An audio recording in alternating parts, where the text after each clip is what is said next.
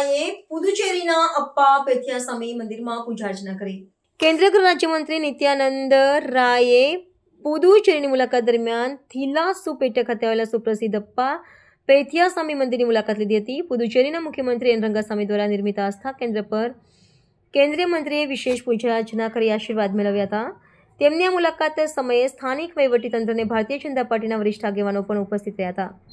મુખ્યમંત્રી રંગાસ્વામી અપ્પા પેથિયાસ્વામીના પરમ ભક્ત હોવાનું મનાય છે અને તેમણે જ આ ભવ્ય મંદિરનું નિર્માણ કરાવ્યું છે. મંત્રી નિત્યાનંદ રાયની આ મુલાકાત રાજકીય રીતે પણ મહત્વની માનવામાં આવે છે, કારણ કે તે કેન્દ્ર અને કેન્દ્રશાસિત પ્રદેશ વચ્ચેના સૌહાર્દપૂર્ણ સંબંધોને પ્રદર્શિત કરે છે. મંદિર પરિસરમાં મંત્રીનું પરંપરાગત રીતે સ્વાગત કરવામાં આવ્યું હતું અને તેમને આ પવિત્ર સ્થળના ઇતિહાસ તેમજ ધાર્મિક મહત્વ વિશે વિગતવાર માહિતી આપવામાં આવી હતી.